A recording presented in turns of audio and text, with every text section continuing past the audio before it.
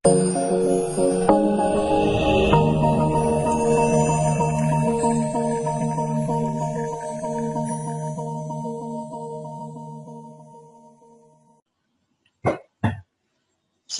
warahmatullahi wabarakatuh. Ketemu saya di channel Lili Indasari, masih mata kuliah yang sama di konsep sistem informasi. Kali ini pertemuan ke-12 atau part 12 kita akan membahas masih kelanjutan dari sistem informasi manajemen. Kalau materi sebelumnya adalah kita membahas tingkatan-tingkatan manajerial dari tingkat atas, menengah, sampai dengan ke tingkat bawah. Sekarang, apa saja yang dilakukan oleh para manajer? Menurut Henry Fayol, ada 5 fungsi di dalam manajemen, yaitu planning, organizing, staffing, directing, dan controlling. Maksudnya seperti apa? Fungsi-fungsi manajemen, planning, merencanakan. Merencanakan apa yang akan mereka lakukan. Seorang manajer harus mampu merencanakan apa yang akan dilakukan. Tidak hanya untuk saat ini, namun untuk beberapa tahun ke depan. Misalnya, target tahun ini mau ngapain? Targetnya misalnya penjualannya sekian ribu pieces, atau misalnya sekian ribu barang. Itu harus ada rencana-rencana yang harus dijalankan oleh para manajer. Yang kedua adalah organizing. Organizing maksudnya adalah mengorganisasikan untuk mencapai rencana tersebut.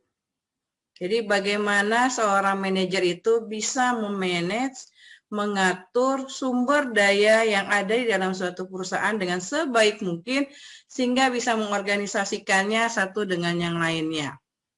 Mengatur sumber daya, kemarin sudah dibahas, sumber daya itu ada 4M, 1I, yaitu man, machine, material, money, dan terakhir adalah information.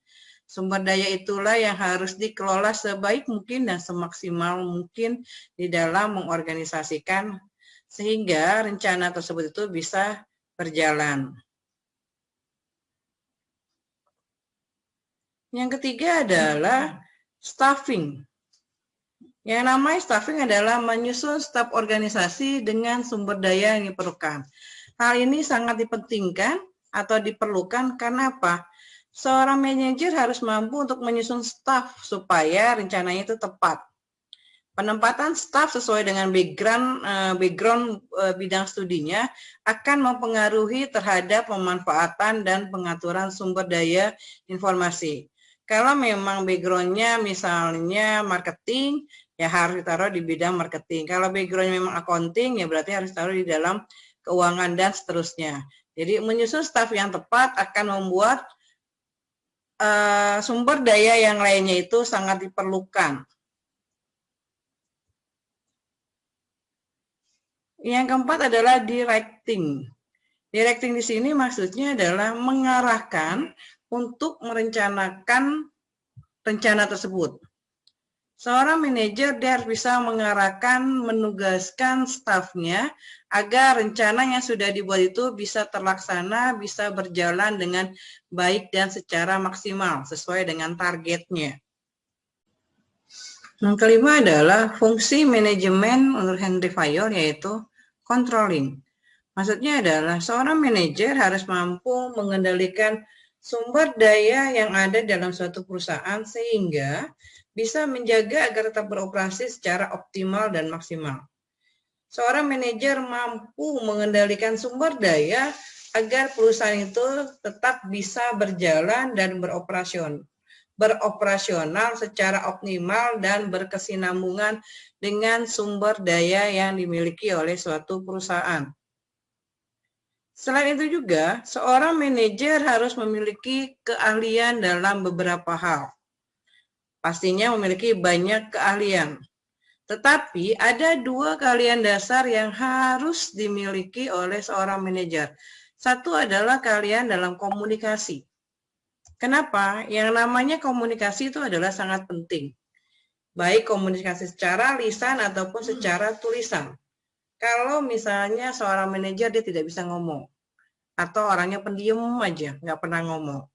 apalagi lewat tulisan juga nggak pernah ngomong. Bagaimana dia bisa menginstruksikan kepada anak buahnya atau bagaimana dia bisa join kerjasama dengan orang lain. Jadi yang namanya komunikasi itu adalah hal yang sangat penting. Yang kedua adalah keahlian dalam pemecahan suatu masalah atau permasalahan-permasalahan yang ada di dalam suatu perusahaan. Manajer itu harus mampu bisa mencarikan win-win solution terhadap permasalahan-permasalahan yang ada di dalam suatu masalah di dalam suatu perusahaan itu. Sehingga semua kegiatan itu dibantu untuk dicarikan solusi permasalahannya seperti apa. Sehingga yang namanya manajer kalau ada masalah itu tidak lari, tidak kabur, dan lain sebagainya. Tapi bagaimana dia bisa untuk memecahkan permasalahan yang ada. Misalnya, oh tahun ini targetnya tidak sesuai. Berarti tahun depan kita harus ngadain promosi atau melakukan hal seperti apa sehingga bisa memenuhi target-target tertentu. Selain keahlian, seorang manajer atau manajemen di dalam manajemen perlu adanya pengetahuan. Apalagi sekarang adalah dunia yang serba sistem informasi, dunia yang berbasis digitalisasi, pastinya seorang manajer harus memiliki kemampuan pengetahuan khususnya satu, dia harus bisa mengerti komputer. Bagaimana komputer itu beroperasi, kemudian aplikasi apa saja yang ada di dalamnya, bagaimana menggunakannya, mengoperasikannya, dan lain sebagainya. Yang kedua adalah dia harus mengerti yang namanya informasi. Karena saat ini hampir semua bidang itu memerlukan yang namanya teknologi informasi dan komunikasi yang membutuhkan informasi yang cepat, tepat, akurat dibutuhkan di dalam suatu organisasi. Mengerti informasi di sini maksudnya bagaimana dia bisa menggunakan informasi pada tiap-tiap prosedur dalam pemecahan masalahnya, kemudian dari mana dia dapat informasinya, kemudian dikelolanya, dan membagikan informasi itu ke orang-orang yang tepat di bagian atau di dalam suatu perusahaan tersebut. Jadi jangan sampai informasi itu salah, karena kalau informasi itu salah, dampaknya akan luar biasa di dalam manajemen organisasi.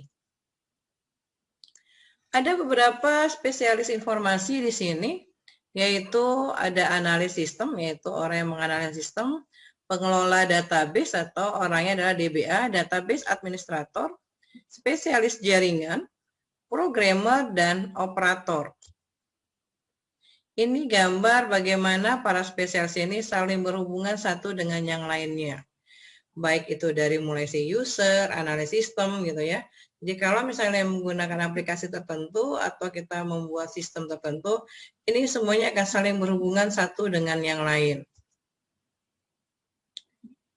Kita masuk ke end user computing atau pemakai akhir. Pengembangan seluruh atau sebagian sistem berbasis komputer oleh si user. Atau adalah user adalah pemakai akhir di dalam penggunaan komputer. IUC berkembang karena 4 pengaruh, antara lain adalah satu, meningkatnya pengetahuan tentang komputer. Semakin hari komputer itu akan semakin canggih. Kedua, banyaknya antrian jasa informasi. Maksudnya jasa informasi di sini adalah orang menggunakan apapun sekarang berdasarkan e-elektronik semuanya. E-tiket,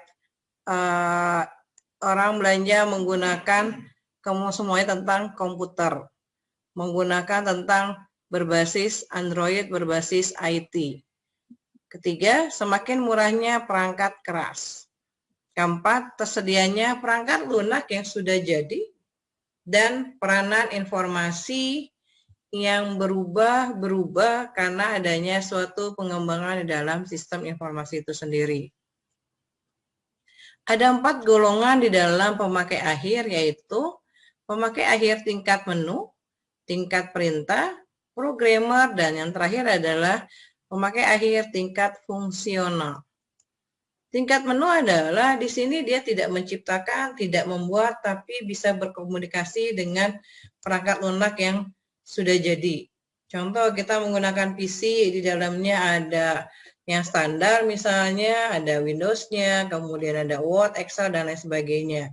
Kita tidak membuatnya, tetapi kita tinggal menggunakannya.